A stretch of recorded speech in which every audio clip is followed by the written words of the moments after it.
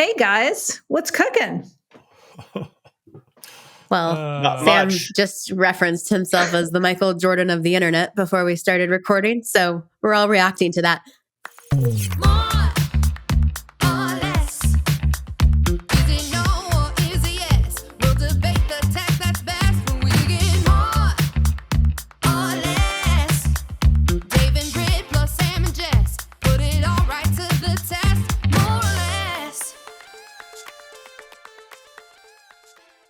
First poll. This is one of the funniest lines I've ever heard of someone talking about themselves.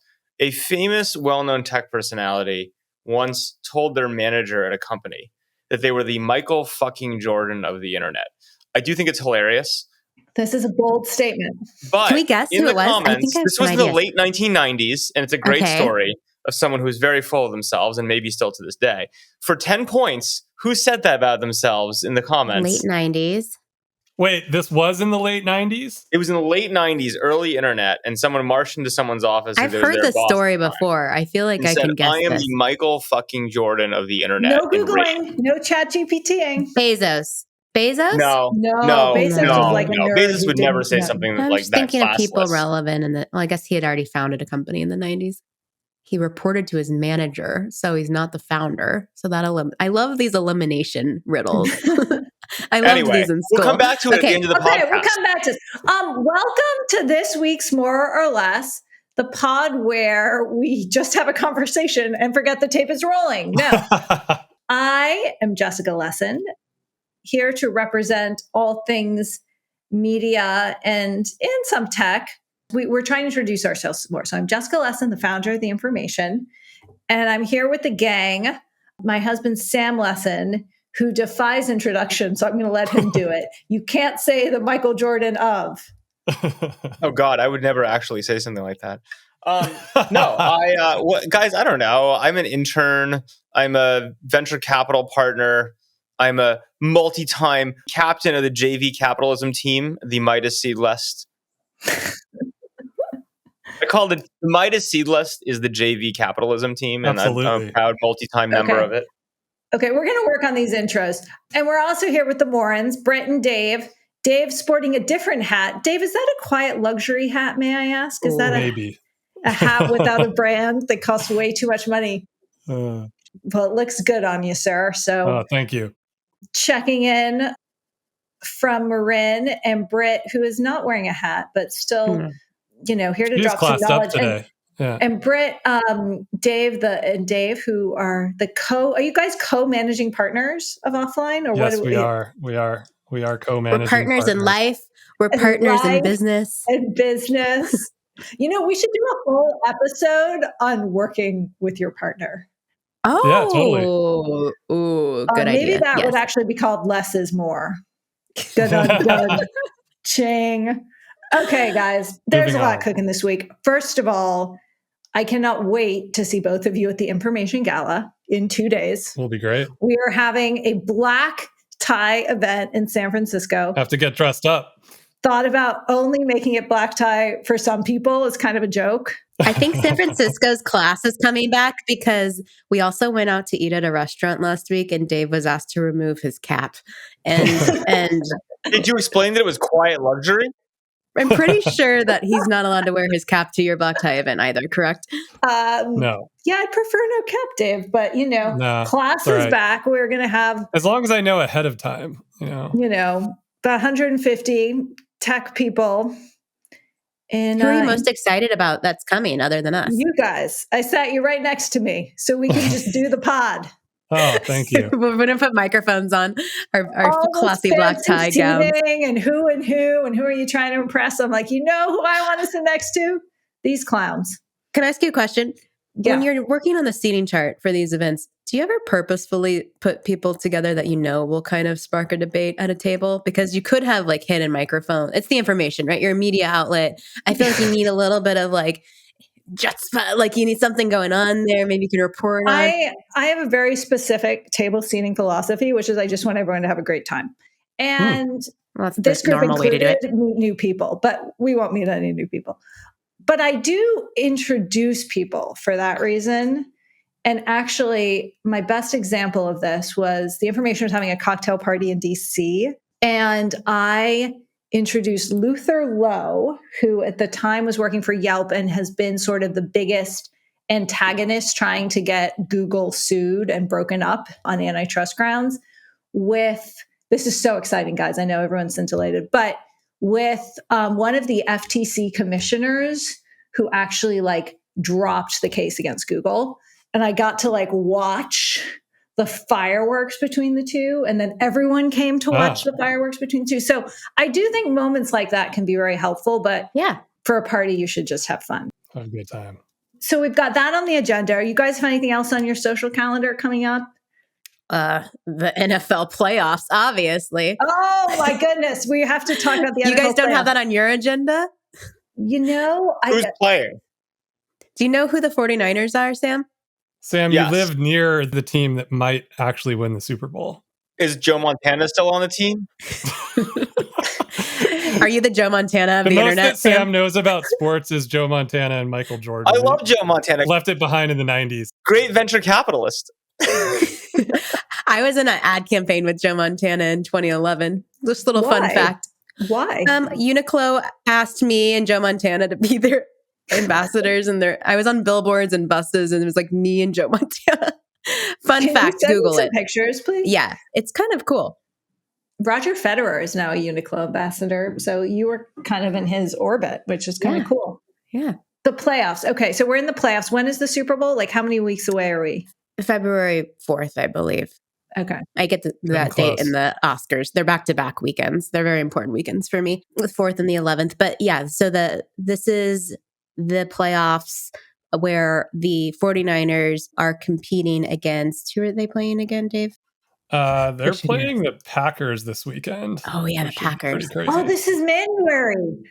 We're probably going to win, but then the Chiefs are playing the Bills for any Travis Kelce fans out there, but they're due to lose.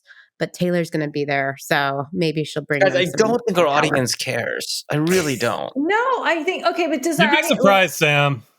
I think, Sam, we're the ones who don't care. I think everyone else cares. NFL is like the number one thing in America, and also Not like our part all of these. America.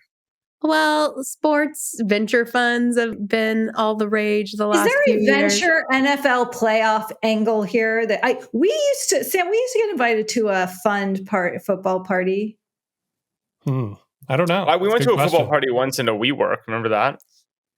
Okay, well, this also relates to our former conversations about ESPN and Disney, because Yeah.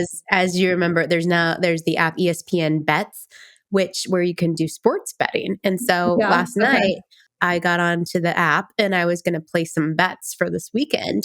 And I've never been a sports bettor before, but then I realized I Okay. can't because I'm in California. But even if I could, I was trying to figure out what would I bet on, and I went to GPT and I started trying to get GPT to tell me which teams I should bet on, because we did have another theory that AI is probably going to like totally change the game of sports Yes. betting. Yeah, of course it will, because it doesn't even matter if it's right. All it matters is enough people will be asking GPT exactly that question. You can make money betting with or against it.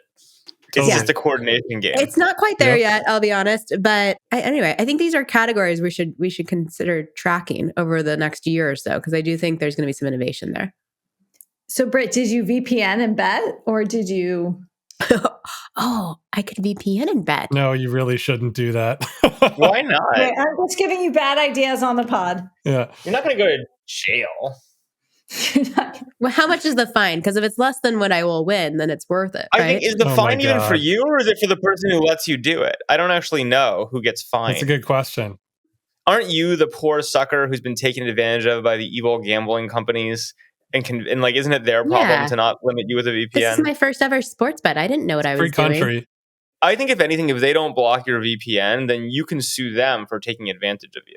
Oh, double Ah, sued. I like that. Interesting. You are not a human with free agency involved in this. You're just a pawn manipulated So by you're the saying evil I could tech double bots. my investment if I find the right outlet and I win the sports We bet? should all do sports bets, lose money, and then sue the platforms for encouraging us to do it because we're Californians. That's one way to generate Oh my IRR. goodness, what an idea. Let's do less legal action. Okay, guys, I'm going to take us to the tech news a little bit. So, Let's a do little it. bit of a quieter week, the old MLK long weekend.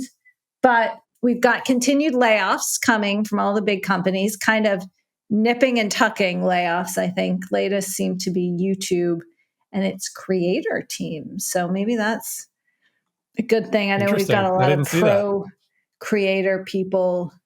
But yeah, 100 employees from YouTube's ops and creator management teams, which are probably 10,000 employees. So, I wish they would do this in percentages. It's like 0.001%. There's 7,000 people, 7,100 people working at YouTube. At YouTube. Okay. So we're down to 7,000 guys. That seems low. Is it really only 7,000 people? That seems quite lean. That's what the New York Times says, but you never know. They must be hiding a bunch of headcount, like in other places, like in the ads teams or things like that, off the books. I find also how their contractor counting is also confusing, and I'm sure that they use Google's cloud and that isn't counted and yada yada. Yeah. Okay. So we got that. I want to circle back to that because I think we're starting to see some interesting layoff patterns at the big tech companies that we haven't seen before. In addition, we've got all the big tech companies kind of figuring out how they're going to respond to the EU and all the latest privacy changes there. Biggest move was Apple allowing third-party payment mechanisms for the App Store. Oh, I have a comment on this one when we get to it. Yes. I will just say with an asterisk because there seems to be a lot of hoops to use these third-party payments and then a 27% fee instead of 30%. They're giving up 3%. Hilarious. Because, that makes sense. Here's the math, and it's so funny, right? They basically said, I actually thought this was quite clever and also telling, which is they said, look, we charge 30%. And you say, well, how much of that is for payment processing and how much of that is for the distribution and their quote unquote, their monopolistic power, right, over the App Store? Turns out they just told us the answer is 3% is for payment processing, which is about what you pay for payment processing. That's kind of like, depending on the price, 20 cents plus a few points. They're basically saying, you can switch payment providers and you pay with us basically what you pay with anyone else. So why would you even bother? But the 27% is actually for their distribution and App Store, which I'm not a legal expert, although I did once win an award for best legal performance by a non-lawyer. Very proud of that. It was a privy. Of all the awards Sam is proud of. No, I have a little memento from it. I was very proud to win it. But I would say I do wonder from the setting that price how they thought about it in terms of tipping their hand and effectively telling the world what they think the App Store is worth, right? Because you are basically asserting the monopolistic power of the App Store to say, actually, the App Store is worth 27%. Payment processing is only worth 3%. Well, they think about everything. So I'm sure that was very intentional. I'm sure they did the analysis. So I have a question for Dave that I will tee up with a personal story. Uh-oh. But last night we had unveiled Flip the Switch on the brand new information website and brand. Please check it out, www.theinformation.com. And it's all looking nice and spiffy. And then I refreshed my app and we had we had timed our approval process way. So we were all ready to go. And then I'm like, the favicons a little small. Can we just bump it up a little bit? And my team basically laughed at me. They're like, that's not how app development works. We have to submit a new version. We have to do all these things. And I was like, I can't just increase the little size of this logo. It's 2024 and Jess has discovered the valuableness of the web. This is wild. Yeah. I knew years ago, when we first launched an app, I wrote what was at the time one of the most popular articles in information history about going through the App Store approval process, which I had written about for a very long time. But there's something about getting that email from Apple saying your price can't be in the color red. It has to be in the color blue. That just makes you realize how beholden you, they were commenting on the colors of the fonts in our app, right? This doesn't relate. Yeah. I mean, in their mind, it probably relates to certain colors are misleading to the consumer or whatever. I also love, did you guys see regarding the new move of what Apple said it will do is, you won't have to, by allowing third parties, which I guess is kind of wonky, right? You could use PayPal or something else to charge for your app. So just to explain that to people. But I think the message they put up if you're doing that is basically, I mean, it's insane. It's like, we cannot verify the legitimacy of, this provider, of the promotions that you may see. I mean, it feels a little icky. Can we entitle this episode as like Jessica finally becomes a libertarian? That's what I was texting with Jess last night, and she was saying this to me, and I said, yes, in order to be an app developer, you have to have a Zen monk level of patience in order to deal with this. And this might change in Europe though soon, right? Like, it's true that the app store is going to split in two in Europe, right? Like there's going to be effectively the libertarian app store and the regulated app store in Europe, is if I'm understanding what's about to happen, which could mean that developing in Europe becomes quite fun. Yeah, except for no one will ever use the unregulated one. I don't know. Dave, where do you stand? I don't totally understand what's about to happen, so I might just be shooting my mouth off. But it does seem might just be. Yeah, that's what we do. That's what we do. Yeah, Dave, you're not the one who shoots his mouth off on this pod, but I'm attempting. But I want to ask you a bigger question about Apple, which is like, what do you think? I mean, what's the argument for the App Store today, and like, where do you think the App Store's kind of power is over the tech ecosystem, like, compared to the past and looking to the future? I think, like, is it as important as it once was, and will it remain as important, I guess, are my questions.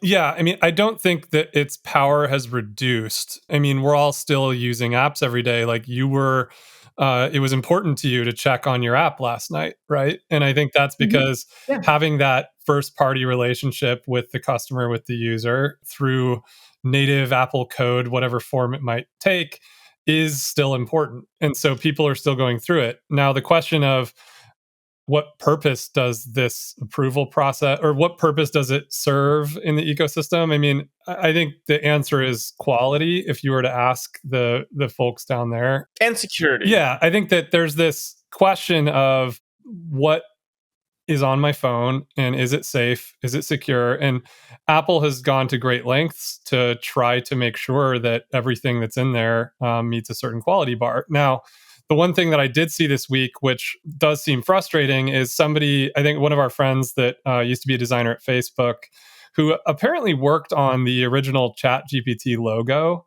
or the original OpenAI logo, actually posted on Threads the App Store and all of these ripoff apps that are showing up for ChatGPT. And they all have like minor variations of the logo. And his joke was like, this looks like my Figma document for when I was iterating on designing the logo.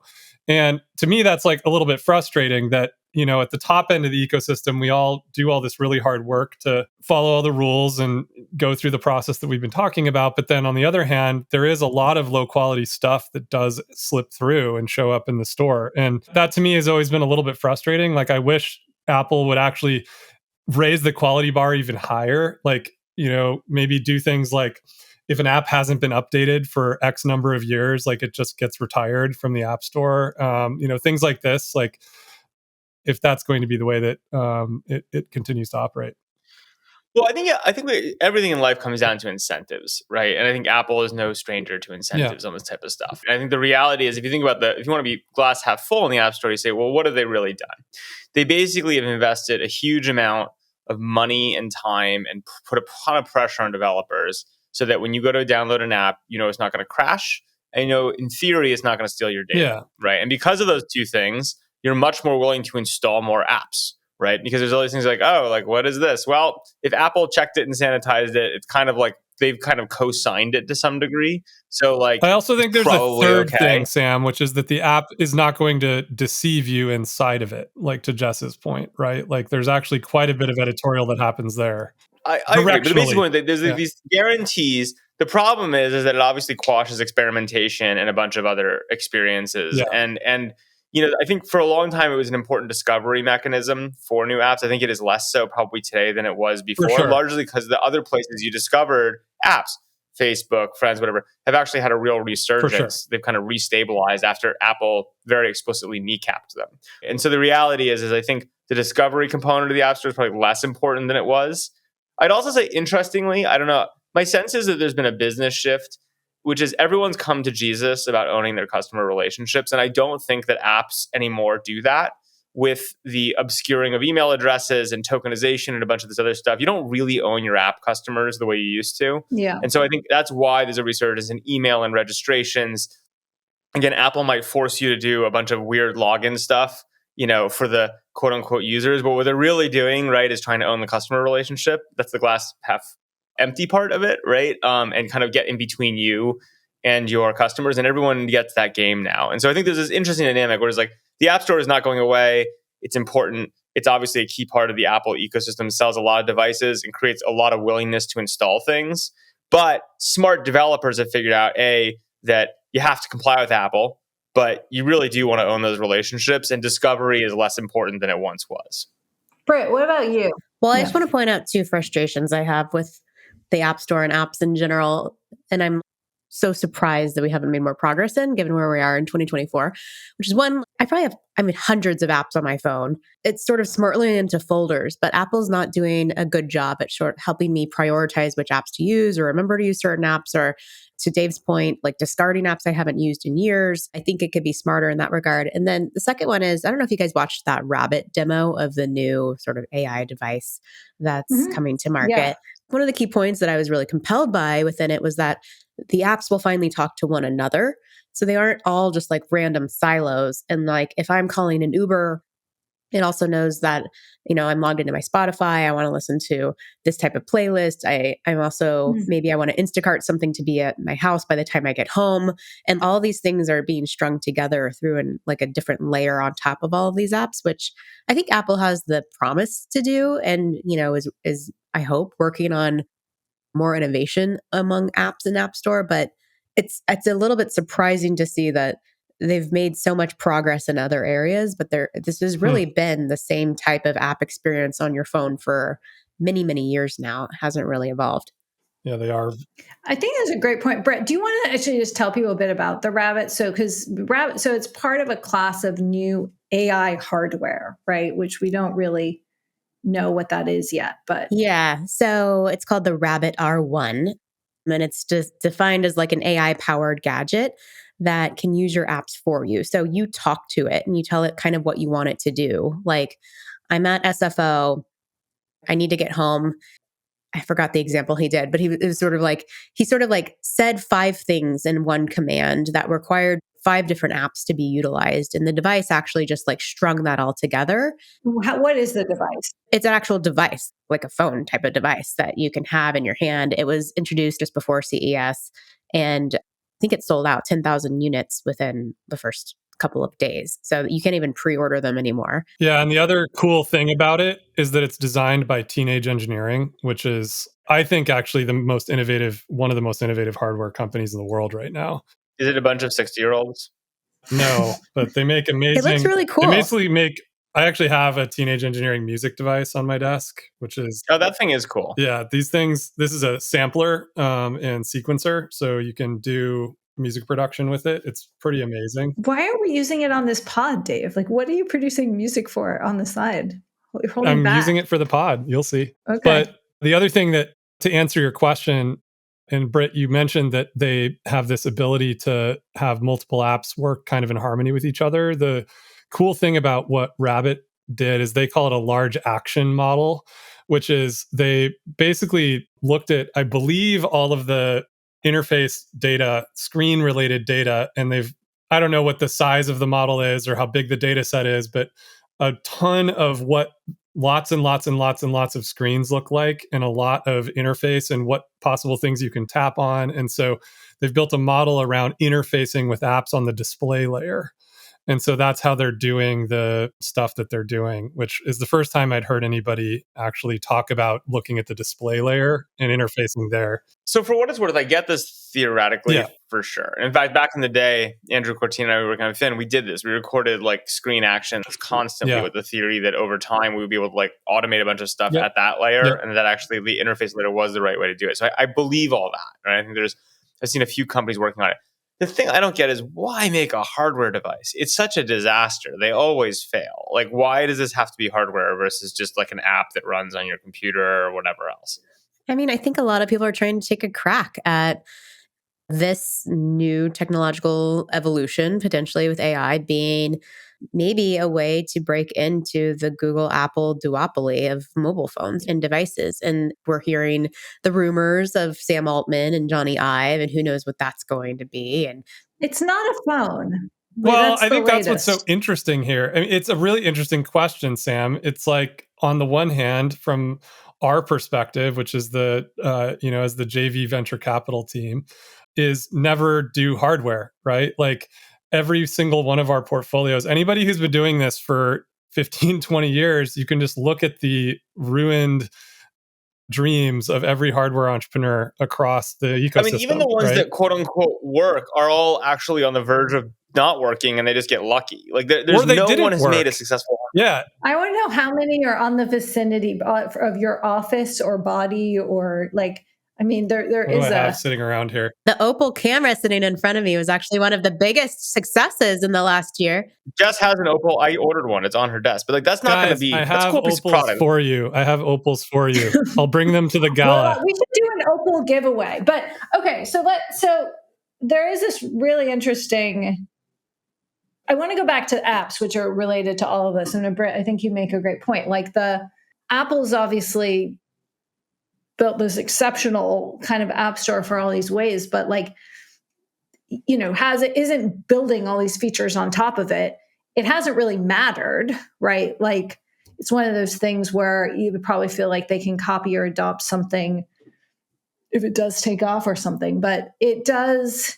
I mean, do you feel like because we've been talking about this too, we've also seen the launch of the GPT app store in the past week or so. Is that a potential competitor No. to the Apple I don't App think so. Store? Like, there's not as many utilities as like what the traditional app store And it doesn't have can distribution. Like somebody wrote this long article, I think in The Verge, about it being identical to the Facebook platform launch. And I wanted to write a response piece, but I guess I'll just talk about it here. The big difference is that when we launched Facebook platform, there was a real distribution. To Sam's point, there was a real incentive to build apps on the Facebook platform because we were giving distribution away for free. And it was massive distribution. Whereas the GPT app store has no distribution advantage. Like there's a directory and you can go browse it and look for stuff. But if you look at what's in there, it looks a lot like what the Facebook API directory looked like before we built Facebook platform. There's a lot of kind of, interesting utilities. A lot of them, they're cute, but they aren't really profoundly impactful new things. Whereas once we put the distribution incentive in place, suddenly, we had close to, I think, 1 million developers in 1 year, right? And so you have to, anytime you're looking at one of these new platforms, ask this question, like, is there a real distribution opportunity for developers or not? Well, okay. Can I mean, I agree with you largely, but can I push you a little bit? Yeah. Which is, I think it could be distribution. I think the answer is that the economics of the platform have to make fundamental sense. Absolutely. Distribution is an easy way to do that. Now, the thing that I will say is the same between Facebook 07 and ChatGPT, the GPTs launched today. And again, you might get mad about this, but that's what this is for, is in both cases, the economics were ultimately broken. Yeah. Right. So in the case of Facebook's platform 07 launch, the good news was that Facebook could dump a ton of free distribution, which enticed developers to show up. Yeah. No question. Yeah. And that was a very explicitly clear thing. I mean, like, here, it's basically free ads on steroids, Yeah. which GPT, in theory, ChatGPT could do. They have enough users, they could dump a free distribution and if they really felt like it. That's to entice people in. But fundamentally then, the flywheel of to creating sustainable good businesses with trust around Facebook's platform ultimately collapsed. Like the economics of it didn't really make sense ultimately, right? Which is why, ultimately it failed, right? I mean, it depends how you look at it. I'd actually argue, like, we can all go back to the history that, like, Zynga being the example of the company that didn't fail was a very symbiotic relationship in that era, right? And the distribution, it ended up helping both. And maybe it wasn't a failure because you got Zynga out of it. That did help at a moment.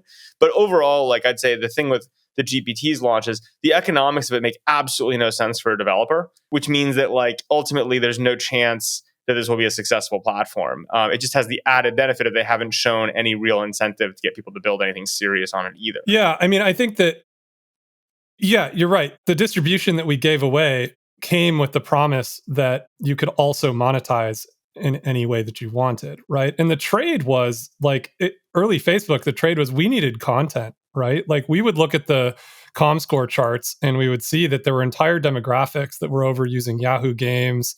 I remember like the 35 to 65-year-old demographic was like all Yahoo games. And none of that demographic would come to Facebook. And once we built the Facebook platform, enabled people to build games, get distribution, and monetize it using, and at the time we were like, you could use ads, you can, make a subscription, you can do in-app payments. And this enabled people to build the games that at the end of the day, we needed to attract that demographic to Facebook. 100%. 100%. And so it was an economic trade at the time. And I think you're absolutely right that what you see with the GPT store right now is it's fuzzy on both fronts, right? Like it's like there's kind of a distribution thing. There's not really a monetization or economic thing here.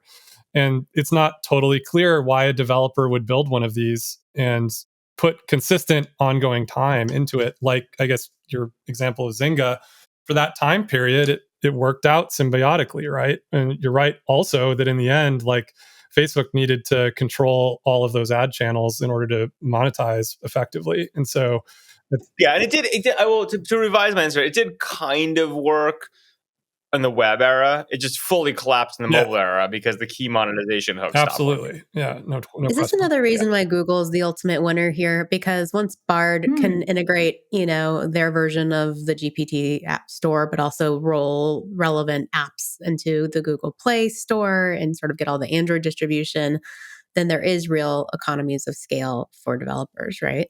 You don't have to convince me that the big guys win this game.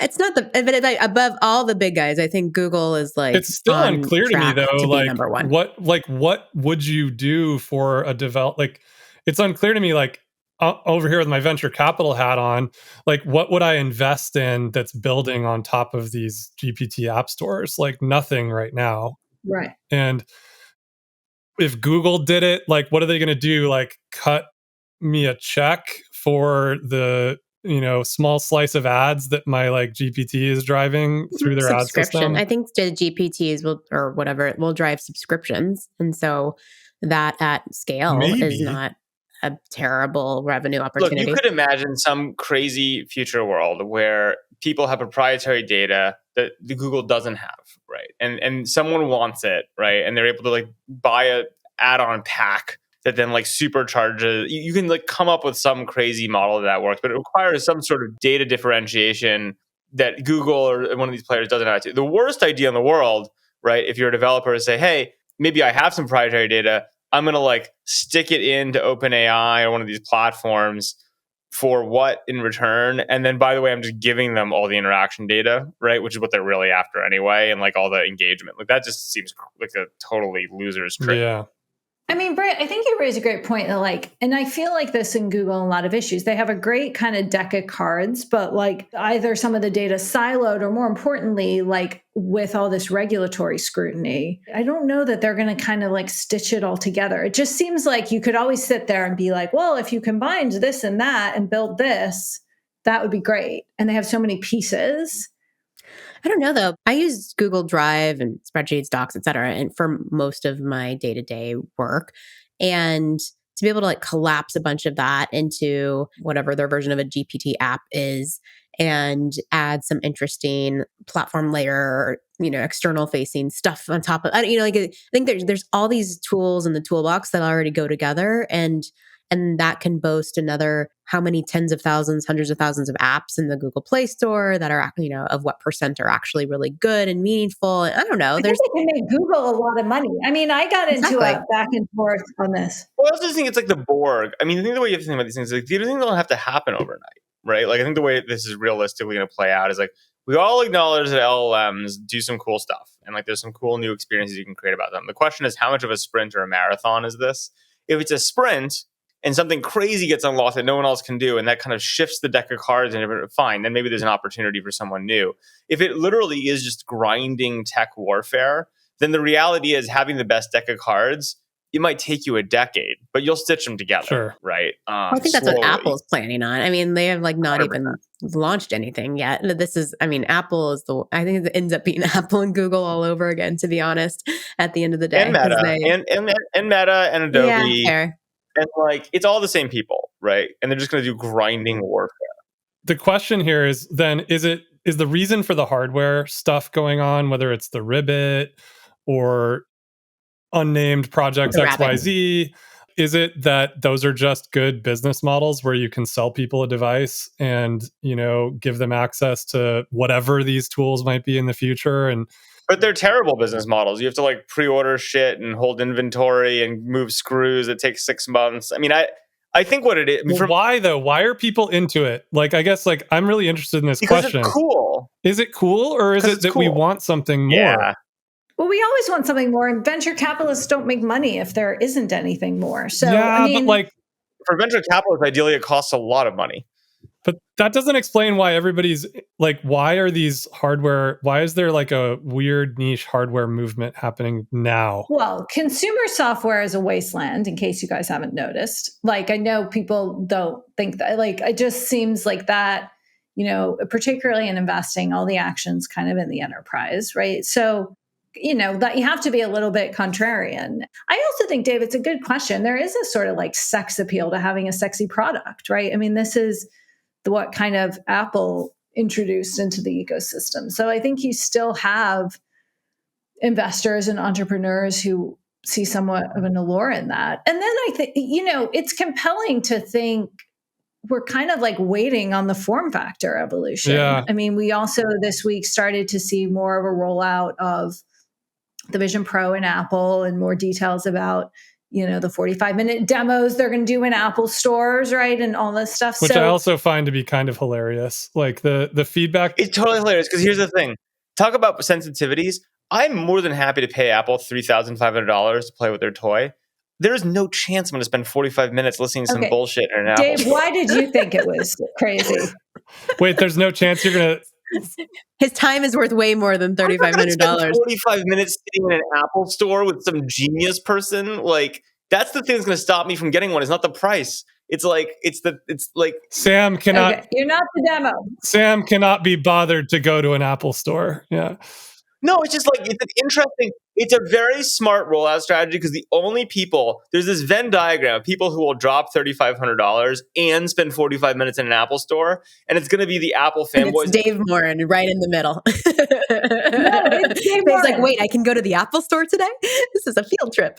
Which means people like me who would probably buy it, use it once, be like, bah, and put it in a corner and waste $3,500. I'm not going to get one because I don't want to deal with the people. And therefore, I won't be negative on it, right? So it's actually a very smart rollout strategy. They're screening for this tiny audience of people that are going to love it. You had a reaction to the rollout strategy I wanted to hear. What was your reaction to the rollout strategy, I just think it's funny that everyone keeps complaining about it's $3,500. This isn't a consumer product. And Apple literally named it the Apple Vision Pro. There's never been a $1,000 MacBook Pro. There's not going to be a $1,000 Apple Vision Pro. Whenever the Apple Vision comes out, we might have a $1,000 tool. I know, but the world is not up on Apple nomenclature. I mean, like, this has been forever, right? And so I guess that's like, to me, what's going on right now is that Apple is distributing a Pro device. This is a truck, not a car. They're sending trucks out to... It's a Cybertruck is what it is. You got to polish it every day. They're sending trucks out to developers. You got to spend 45 developers. minutes having a genius tell you how to use it. And the developers are, they're just trying to get a bunch of these in developers' hands. Like this is actually for the geeks, right? And they want people to use this and figure out what to design and build for it, right? Like this isn't a consumer device. But everybody's what also complaining about this. The journalist in me also, like, part of what is filling this void is because Apple isn't talking, because that's the Apple way, right? If Tim Cook was tweeting all day long what you say, Dave, right? I mean, but again, they don't want to do that for a reason, right? And they're playing. Well, but I think that like you have to use it. I think that's what the truth is that this thing cannot be explained in words, and you have to experience these things like that. You have to put it on, and I just hope. Look, Given the amount of time they're asking me to spend in the Apple Store, I hope they have snacks because I'm going to get hungry. I mean, it's like, Sam, in China, there are apps, there are like full-fledged companies where you can pay people to like do this kind of stuff for you. God. So I feel like this. Wait, is this demo mandatory? What kind of company would have a mandatory I hope demo? not. I think you could hire someone for $50 to go be Sam Lessin and go pick it up for you. do you think anyone, if I put the money down and someone wants to try it, well, can someone pay me? I will pay for it, but you have to do the demo and just bring me the device when you're done with the demo. Someone will probably pay me for that. Yeah, I'm sure you could figure that out. If anyone wants to pay me $50 to try the demo, So there we when go. can we get our hands on these things? I should know all this stuff, but my They brain's start kind of sales next week, I think. Okay. So next week we're all just gonna Well, we're not going to have them in our heads, but pre-orders. Pre-orders on yeah. Friday. The 19th. Yeah. Oh, the day this comes out. Yeah. Are we going to do a podcast on this thing? We should do it in it. We should all put them on. And I'm going to have to do my neck exercises to like hold this thing up, and it's going to be great. So, okay, so in conclusion on Apple and Google, like where we're basically at is incredible still power of these companies and their influence, even the App Store. I think we didn't touch as much on like whether we thought the App Store was sort of being anti-competitive in terms of It's like definitely anti-competitive. I just disagree. Oh, great. Let's discuss. Sam and then Dave. How is it not anti-competitive, Dave? Which part? Like, what are we talking about? The whole thing. You guys disagree before you. I mean, shouldn't you be able to? It's a piece of hardware I own. Shouldn't I be able to run whatever software I want on it? But how is that anti-competitive? Even if it's gonna suck your data and deceive you, and I thought you were a libertarian now, Jess. I'm just asking the questions. To me, I'm happy to say, to me, like the App Store. So there's all the annoying stuff, like what font color you can use, but that's their prerogative, right? And you have to abide by that. I think how Apple's treated the other larger tech companies over the years and the policies it's come up with that seem to like ban their apps or allow them to get less data than Apple can use to target its own ads. To build one of the greatest ad networks of all time in 2 seconds. Yeah, I think that's the stuff that, I mean, is rightly getting a lot of scrutiny. And I think we need a lot more questions on. But Dave, is there truth in that? Like, I don't know what the facts are related to the ad network, but I think broadly the App Store has shown a pretty even hand. And the point of the thing is trust, right? Like when I pick this thing up and I download anything onto it, I trust it, right? And to build that trust, you have to invest and build something like this. And I don't view that as an anti-competitive yeah, but move. then like why couldn't Google and Facebook build gaming apps? Or why can't I trust someone else, not Apple? I agree that trust is extremely important, Dave, but like, shouldn't I be able to choose who I trust? Not just say, because I bought a piece of hardware, I have to trust Apple. You can buy a Pixel and do that, Sam. So I'm with Dave on the point, like, I think you can build your policies. I just don't think they actually enforce them equally. I think there's the policies and then there's the policies, right? And the strategy and the negotiations and the biz dev and what's Shopify getting versus blah, blah, blah, right? Who on this call hasn't called an Apple executive to get an app store built through when they needed to? Every one of us has, right? Yeah. Is that fair and even-handed? Of course not, right? But that's just business development. I mean, like every single company that's ever... We are just really good at BD, Sam. No, I'm not joking. I can tell you the comms people aren't as helpful as the people anybody you call, who's ever run a platform of any kind. I had a business card of an Apple executive that worked in the App Store, and I put it in a glass box that you would break in an emergency and left it in the office. So that I'd say, like, look, when you're pushing bills and things come up, if you need to, break the glass and pull this business card out because this is the only way we're going to get this build through if we need to. But don't do it unless you really need it.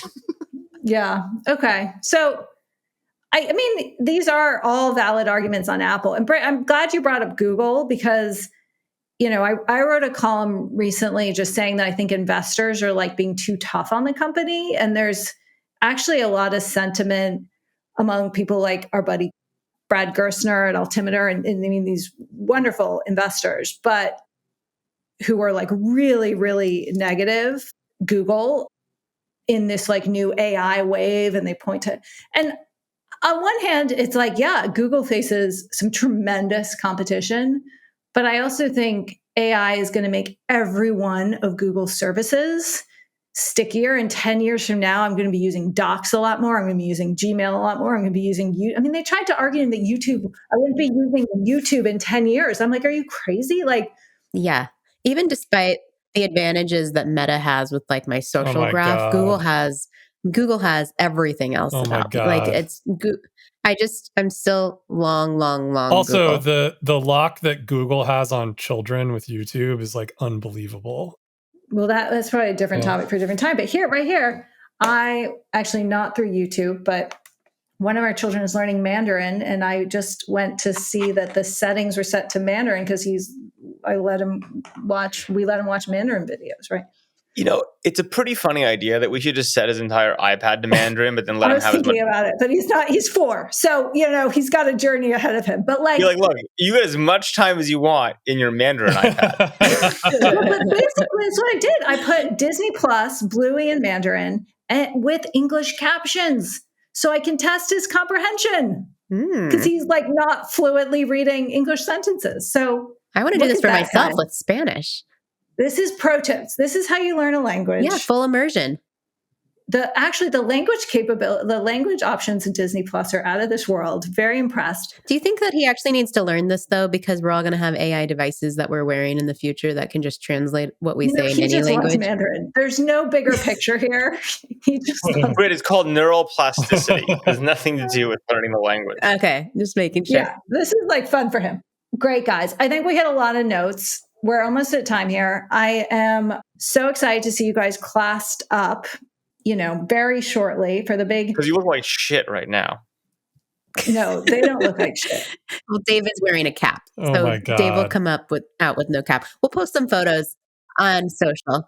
The Morans and Lessons can attest to my extensive hat collection. You have maybe a great I need to start putting the surf breaks of the world on my head in each episode. But I don't know. Sam has many strong opinions about my hat collection. So we will leave it at that. I want to give a big thanks to our back channel for keeping us smart and sharp.